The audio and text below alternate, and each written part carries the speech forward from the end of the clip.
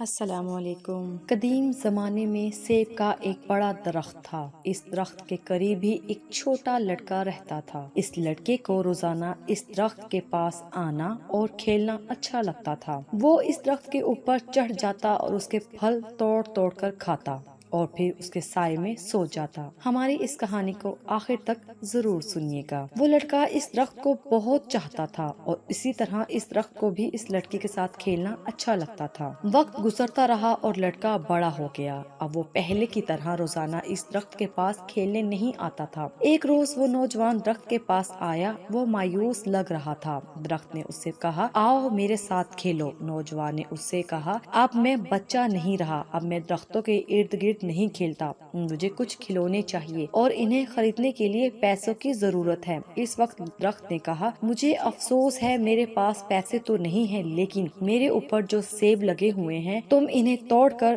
بیچ سکتے ہو، اس کے بعد تمہارے پاس پیسہ آ جائے گا۔ نوجوان بہت خوش ہوا اور اس نے درخت کے سبھی سیب توڑے اور خوشی خوشی چلا گیا۔ سیب توڑنے کے بعد نوجوان واپس نہیں آیا تو درخت کو مایوسی ہوئی۔ ایک دن وہ نوجوان آیا، اب وہ جوان ہو چکا تھا۔ درخت بہت خوش ہوا۔ اس نے جوان سے کہا، آؤ میرے ساتھ کھیلو۔ حسب توقع اس نے انکار کر دیا، میرے پاس کھیلنے کا وقت نہیں ہے، میرے لیے ضروری ہے کہ میں اپنے کنبے کے لیے کام کروں، ہمیں رہنے کے لیے ایک مکان کی ضرورت ہے، کیا آپ میری مدد کر سکتے ہیں؟ درخت نے اس سے کہا، افسوس لیکن میرے پاس کوئی گھر نہیں ہے، پھر بھی اپنا گھر بنانے کے لیے تم میری ٹہنیاں کاٹ سکتے ہو۔ اس آدمی نے درخت کی ساری ٹہنیاں کاٹ لی اور خوشی خوشی چلا گیا۔ ہماری اس ویڈیو کو لائک کیجیے اور دیا انفو کو سبسکرائب کیجیے۔ اسے خوش دیکھ کر درخت خوش تھا، لیکن اس وقت کے بعد آدمی اس کے پاس واپس نہیں لوٹا تو درخت کو پھر سے تنہائی اور مایوسی کا احساس ہونے لگا۔ ایک دن پھر جب دھوپ نکلی ہوئی تھی اور گرمی کافی زیادہ تھی،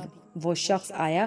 اسے دیکھ کر درخت خوش ہو گیا اور حسب عادت اس سے کہا، آؤ میرے ساتھ کھیلو۔ آدمی نے کہا کہ میں بڑا ہو گیا ہوں اور چاہتا ہوں کہ سمندر میں سفر کروں تاکہ خوشحال ہو جاؤں، اب مجھے ایک کشتی دے سکتے ہیں؟ درخت نے کہا، میرے تنے سے اپنی کشتی بنا لو، اس سے تم دور تک سفر کر لو گے اور خوشحال ہو جاؤ گے۔ آدمی نے کشتی بنانے کے لیے درخت کا تنا کاٹا اور سمندری سفر کے لیے نکل پڑا اور کافی زمانے تک نہیں لوٹا۔ سالوں بعد وہ شخص پھر آیا۔ درخت نے اس سے کہا، اے میرے بیٹے، مجھے افسوس ہے لیکن میرے پاس اب کچھ بھی نہیں بچا ہے جو میں تمہیں دے سکوں، تمہارے لیے ایک سیب بھی نہیں بچا ہے۔ اس آدمی نے کہا، کوئی بات نہیں، میرے پاس اسے کھانے کے لیے دانت ہی نہیں ہے۔ درخت نے کہا، میرا تنا بھی نہیں بچا کہ تم اس پر چڑھ سکو۔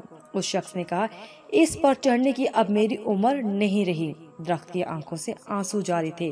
حقیقت میں اب تمہیں کچھ نہیں دے سکتا، آخری چیز جو میرے پاس ہے وہ میری جڑیں ہیں۔ اس وقت اس آدمی نے کہا، اب مجھے زیادہ چیزوں کی ضرورت نہیں ہے، اب مجھے ایک ایسی جگہ چاہیے جہاں میں آرام کر سکوں، زندگی بھر کام کر کے میں تھک چکا ہوں، پرانے درخت کی جڑ ٹیک لگانے اور آرام کرنے کے لیے سب سے بہتر جگہ ہے۔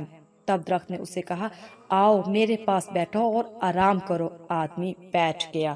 درخت خوش تھا اور اس کی آنکھوں سے آنسو جارے تھے۔ وہ بچہ آپ خود ہیں اور سیب کا وہ درخت آپ کے والدین ہیں۔ درخت والدین کی طرح ہیں۔ جب ہم بچے ہوتے ہیں تو ہمیں ان کے ساتھ کھیلنا اچھا لگتا ہے اور جب ہم بڑے ہو جاتے ہیں تو ہم انہیں چھوڑ کر چلے جاتے ہیں اور اسی وقت واپس آتے ہیں جب ہمیں ان سے کوئی ضرورت ہوتی ہے۔ اور کچھ بھی ہو جائے، والدین کبھی بھی اپنی قیمتی سے قیمتی چیز اپنے بچوں کو دینے میں تردد نہیں کرتے، جو ان کی آنکھوں میں بچے ہی رہتے ہیں۔